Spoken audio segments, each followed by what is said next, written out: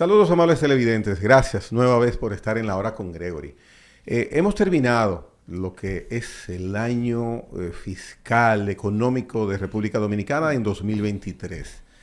Iniciamos 2024 con una característica especial para República Dominicana porque en esta ocasión es un año donde hay elecciones tanto para los municipios como para la presidencia y el Congreso de la República. ¿Qué va a suceder en un momento que puede ser delicado para las fibras que mueven la economía de República Dominicana? Bueno, pues eso vamos a escucharlo, el parecer que tiene don José Lois Malcún, a quien recibo con mucho agrado. Saludos, don José, gracias por estar en la hora con Gregory. Gracias por la invitación, Gregory. Mire, el significado del cierre de 2023, me gustaría conocerlo de su parte y por supuesto esa ventana que se abre iniciando 2024 que en palabras suyas iba a ser distinto desde hace muchos meses. Usted lo ha premonizado, planificado así, deducido así a 2023 en la parte económica. Sí, gracias. Bueno, ya como el año pasado pasó y probablemente mucha gente ya está informada de lo que pasó en la prensa, en los medios, en lo que se ha publicado, los datos. Pero haciendo así un resumen rápido, un recorrido, un vuelo rápido del 2023. Bueno, comenzamos, como se dice, gateando. Comenzamos mal. Los primeros meses del año la economía prácticamente creció a menos alrededor de un 1%, hasta mayo, junio. Fue muy lento, la gente sintió la caída de la demanda, sintió la presión, ¿no?, de los precios, también la alza de precios, pero a la medida en que se aplicaron políticas monetarias, como fue comenzar a reducir la tasa de interés del Banco Central, y la facilidad de que se dio de casi 155 mil millones a tasa del 9%, para prestar a tasa del 9%, eso comenzó a mover la economía a partir de mayo, julio. O sea, dio resultados, Sí, que sí, trajo en su momento, trajo unas expectativas muy amplias en un momento, como usted dice, que veníamos de unos meses delicados, preocupantes. Mal, sí, muy preocupantes. Y ahí, si tú notas el gráfico del crecimiento mes por mes, tú notas, estamos aquí, ¿no?, bien bajito, y de repente hacia así en junio comienza a subir, y ya en julio, agosto crecen un 3, septiembre un 3,4, en octubre sigue subiendo, y en noviembre crece un 4,5, en noviembre se disparó. Entonces estamos hablando de que en promedio, en el primer semestre, la economía creció alrededor de 1,2%, pero en el segundo creció casi a 3,5, 3,8%. Ahora bien, en el año, si tú sumas los dos en el año, al cierre del 2023 probablemente la economía vamos a tener un crecimiento de 2,5. ¿Se conoce diciembre o todavía no se conoce? Yo estoy especulando de que va a estar alrededor de 2,5, lo que está muy bien si consideramos que comenzamos esos meses debajo en 1 o debajo de 1 y terminamos en 2,5. Es un buen salto, es un salto significativo. Sin embargo, don José, se puede decir que distante a lo originalmente previsto cuando se inicia el año. Claro, pero si tú coges, yo estaba revisando esta mañana la lista de países con la tasa de crecimiento de 30 países en América Latina, incluyendo Canadá y Estados Unidos.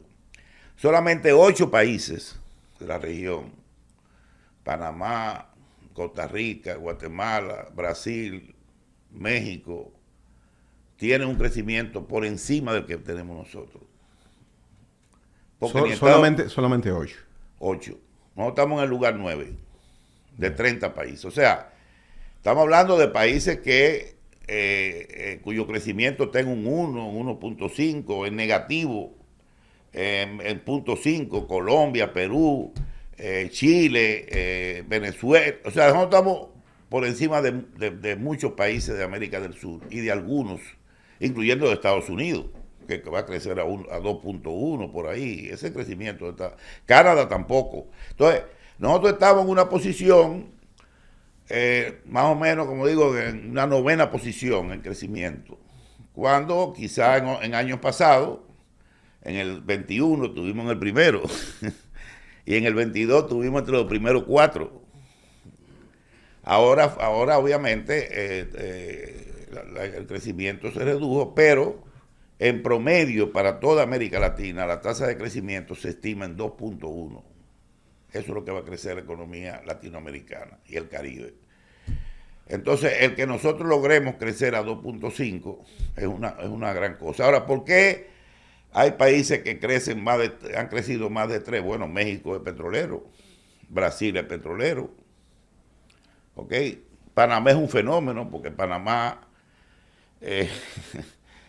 tiene, aparte de tener el canal, es un país que mueve muchos recursos financieros, obviamente, la banca es muy fuerte, y así, o sea, probablemente Ecuador, aunque Ecuador al final cayó, pero Ecuador es otro exportador de petróleo. O sea que tú te pones a ver de los 7 u 8 países que nos superan, 6 de ellos son productores de petróleo. Muy bien, mire, le voy a hacer una referencia que tiene de por sí un origen de un ente político activo, que es el doctor Leonel Fernández. Le hago esa referencia porque se trata de un tema económico y, evidentemente, el conocimiento, lo que rodea el entorno asesorístico de Fernández, debe de una u otra manera tomarse en consideración, además de su condición de haber sido presidente en varias ocasiones y que estamos precisamente en un periodo electoral donde las medidas económicas de una u otra forma deben tomar en cuenta el aspecto político. Él indica recientemente que el hecho de que República Dominicana crezca solamente un 2 o un 2.5% en su economía es preocupante porque, independientemente de lo que ha sucedido a nivel internacional, la pandemia, todo eso, no es lo que República Dominicana en su esquema estructural económico tiene como costumbre, que es algo hasta cierto punto insólito, su opinión al respecto. Mira, el problema del doctor Fernández es un poco como de lo que le pasa un poco a Biden, que aunque ha sido un presidente con una economía exitosa, ha sido muy exitoso en lo económico. El problema de Biden, ¿cuál es? Su edad y a veces su pérdida de memoria. Él tiene problemas ya de coordinar algunas ideas y comete muchos errores. ¿Biden o Fernández? No, yo es Biden. Ah, ya. Pero el doctor Fernández tiene el mismo problema. Sufre de amnesia. Porque en el 2007 la economía creció en un 7%, 7.1%. Pero en el 2008 la economía se derrumbó y cayó a 3%, de 7 a 3%. Y después en el 2009 cayó a 0.9%. ¿Qué te quiero decir con eso? Que si fuera como él dice, que una economía que crece a 2.5, que está estancada, que no lo está, él habló de que no se ganan elecciones en esas condiciones. Pero yo me pregunto, ¿cómo él la ganó en el 2008? ¿Cómo Leonel ganó unas elecciones cuando la economía se derrumbó en el 2008? Pero se derrumbó ¿por qué? No por culpa de problemas internos, fue por la crisis financiera mundial, que fue en el 2008 y 2009. Pero él no recuerda eso. Sin embargo, ganó las elecciones con una economía que estaba en crisis. La economía en el 2008-2009 cayó en crisis, esta de aquí, como el mundo entero. Entonces, esos criterios a veces que él emite tienen un problema, que él se olvida de que fue presidente 12 años y de las cosas que pasaron en su gestión. Él tiene que medir eso. La economía ciertamente estuvo contraída, como estuvo contraída casi en el mundo entero. Europa entera va a crecer a un 0.6%. Europa. Porque estamos hablando de que venimos de una pandemia que todavía arrastra, tiene secuelas. Las tiene. Las aún, tiene José, todavía, las tiene. Y ya está volviendo a tenerla. Porque hay países que están tomando de nuevo medidas de uso de mascarilla, de aislamiento, de reducción de trabajo, otra vez el trabajo virtual, ¿cómo es? El trabajo virtual, que se queden en la casa y vacunarse, etcétera. O sea, todavía tenemos una secuela del COVID y el impacto del COVID fue brutal. Pero el mayor impacto fue la guerra de la invasión de Ucrania por parte de Rusia. A cómo subió el petróleo en el 2022, en el 2021, principio de 2022, a $130 llegó el barril de petróleo. Todo el año 2022, los alimentos se dispararon 35%. O sea, hubo una crisis. Nosotros estamos ahora mismo recuperándonos de una crisis. Como le pasó a él en el 89, 88 y 89, que la economía se le cayó de un 7 a un 3, de un 3 a un 0.9, no llegó ni a un 1. Él después, en el 2010, la economía volvió y recuperó y creció un 4 y pico %. Eso le pasó a él. Nosotros, en esta circunstancia, 2024, ¿cuándo retomaremos? Ya se retomó. Ya el crecimiento comenzó a retomar su ritmo desde los meses de agosto, septiembre, porque ha venido creciendo sobre el 3% y ya sobre el 4% en noviembre. Vamos a ver en diciembre ahora. Ya el crecimiento, o sea, la tendencia hacia aumentar el crecimiento sobre el 4% ya arrancó. Diciembre 2023 reciente, ¿piensa que se equipara a lo sucedido en noviembre? Puede ser, porque es un mes de muchos gastos. Yeah. Diciembre es un mes de mucha actividad, se gasta mucho dinero, la economía se mueve, hay doble sueldo, hay mucha fiesta, hay mucha compra, regalos, etcétera. Entonces, como pasó en noviembre, por ejemplo, que se celebró el Viernes Negro y se ha convertido aquí en una actividad que mueve miles de millones. Bueno, estuviste, creo que en tarjeta de crédito nada más fueron 11,000 millones de pesos que se gastaron. Yo compro para esa fecha. O sea, todo el mundo. Entonces, esos son meses que la economía se mueve y por eso yo creo que sí va a seguir creciendo sobre el 4%. ¿Hasta dónde, don José, debemos, con un ingrediente que causa extrañeza, quizás no tenga la repercusión o no tenga la necesaria importancia que debemos darle al titular, pero se nos está diciendo que vamos a probar que trabajemos menos? Ahora bien, si trabajamos menos en la semana, hablo del proyecto con el sector privado inicialmente del Ministerio de Trabajo, si trabajamos menos, se entiende que producimos menos. Y escucho desde muchacho que nuestro país debe incrementar su producción. ¿Qué significa esto que se nos está presentando para despejar dudas y orientarnos debidamente? Mira, se está hablando de ese tema desde que se comenzó a discutir el problema del transporte, de buscarle una salida al problema de transporte. Primero la movilidad laboral, la movilidad de horario en las labores, hacerlo flexible. Hay países que permiten que un empleado entre a las 8 o entre a las 10. Si entra a las 8 sale a las 4, si entra a las 10 sale a las 6.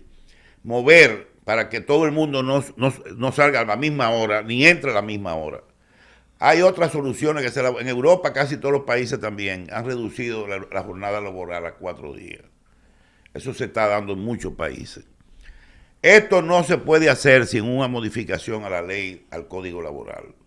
Por eso se está hablando de un experimento, de algo voluntario que aplicarían algunas empresas para ver, y la Ucamaima lo va a evaluar, a ver qué resulta, porque se supone que tú estás también planteando una mejora en la productividad.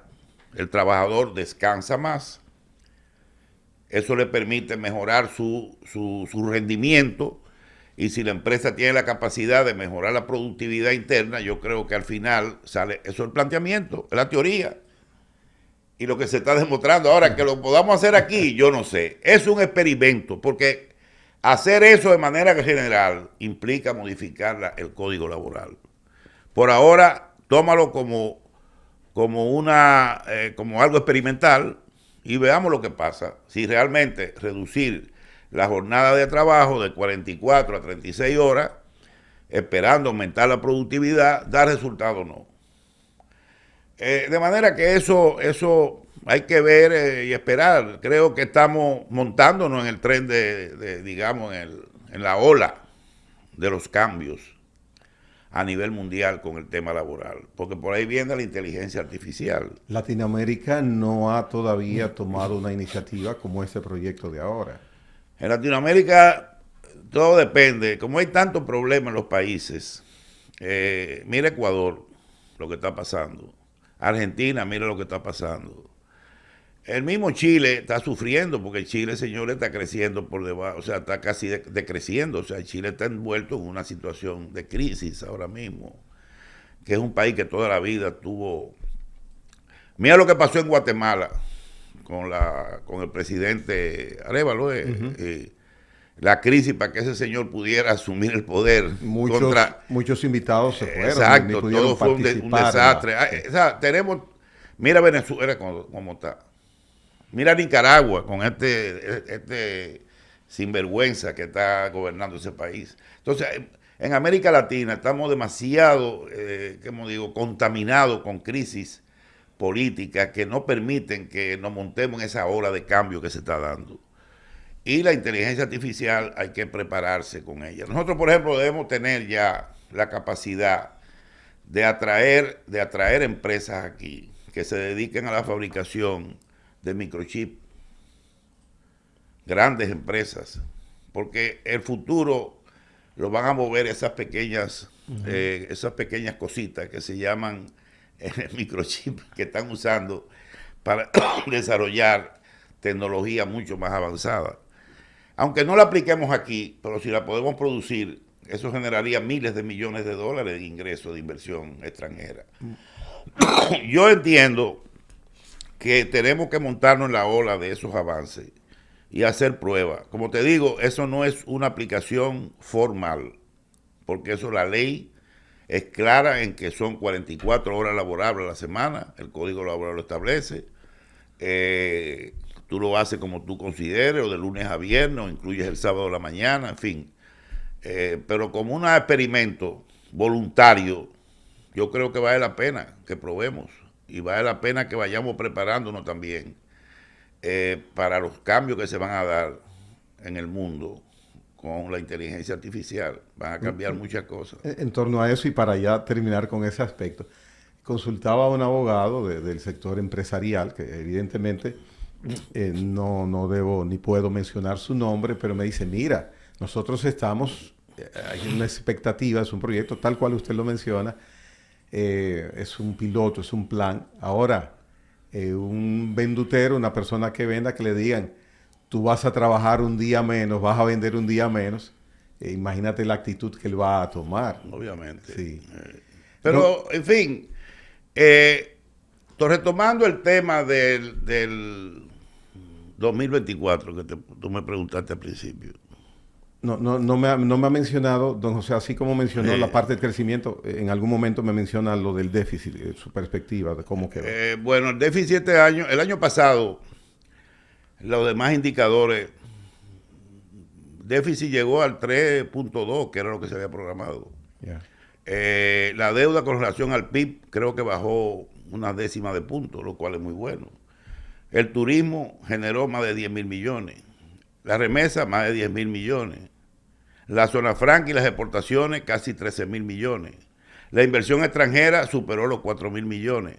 Suma todo eso y te va a dar ¿cuánto? 36,000, 37,000 millones de ingresos en divisa.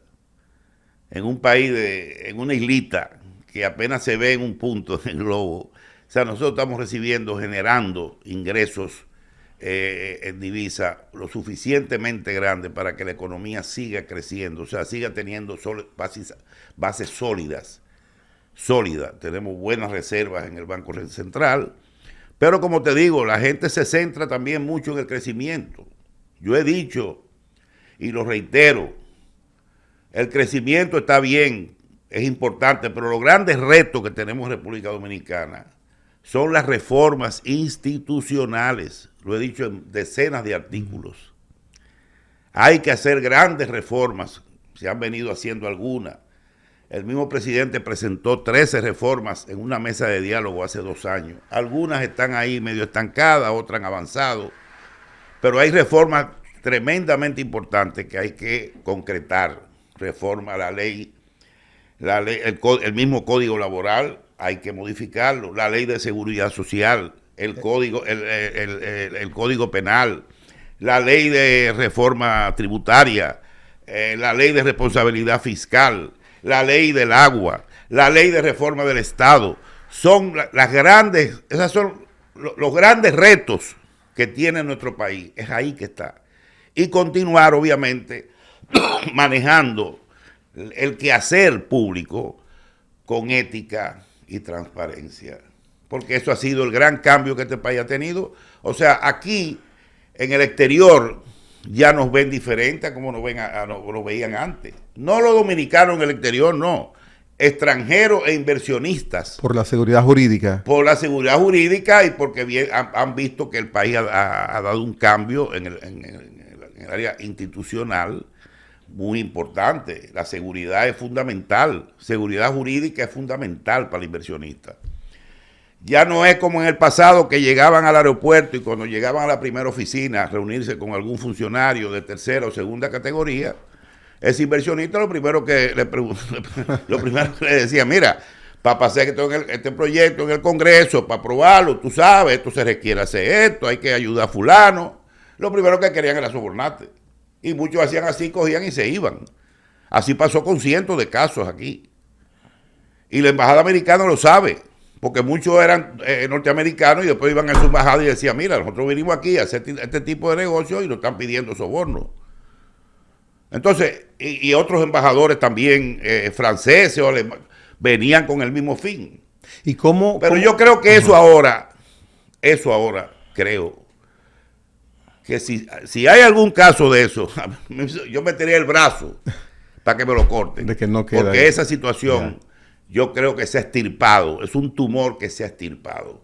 Y esos son los cambios importantes que el país necesita, porque crecer, está bien, hay que crecer, pero no es suficiente para tú generar mayor equidad en la distribución. Aquí hay una distribución del ingreso muy desigual. Hay que mejorar la distribución del ingreso. Hay que reducir la pobreza. El presidente habla que ha reducido, sí, la hemos reducido de 28 a 24, pero todavía es muy alto, 24%.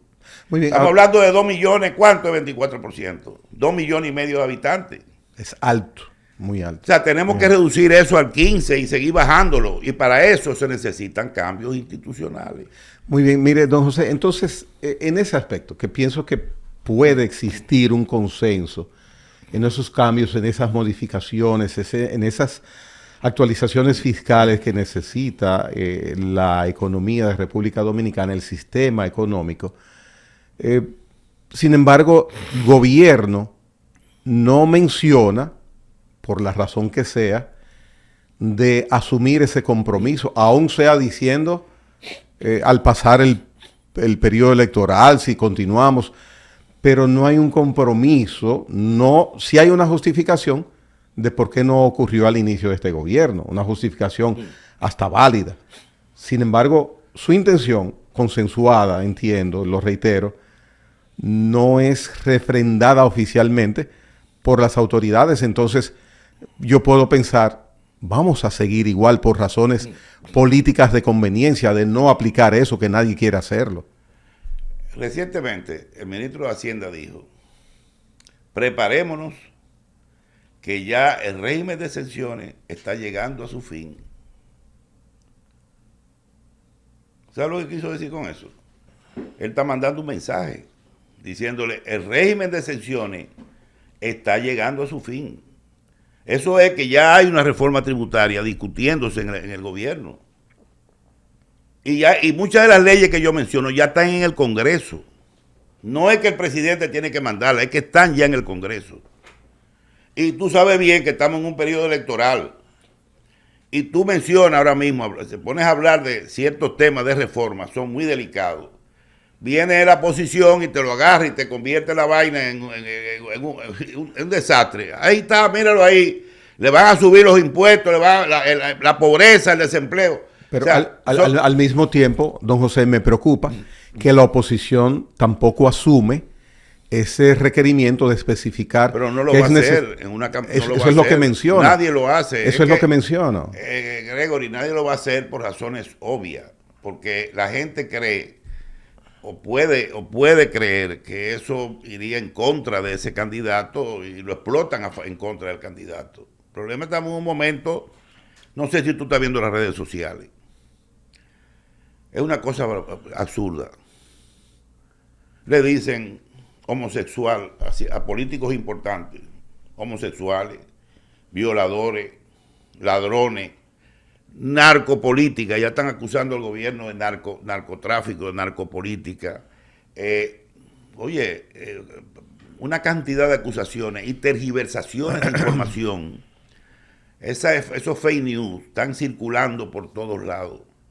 Y la gente rebuscando en la basura todo lo que pueda ser viable para echarle mierda al contrincante. Eso es parte del proceso. Sí. Y ahora mismo lo que tú digas, tienes que saber cómo lo dices. Y ningún candidato, y menos si está en la oposición. Y mucho más si está en el gobierno. Exacto, y mucho más está en el gobierno, va a ponerse a hablar de temas como eso, que yo espero que ya a partir de mayo eso comience a ser. Bien. No importa quién gane. Oye, puede ganar quien sea las elecciones. Y sí o sí. Esos son metas necesarias y obligatorias. No es cuestión de que yo, mira, si yo subo, yo no voy a hacer. El político que diga eso es un charlatán.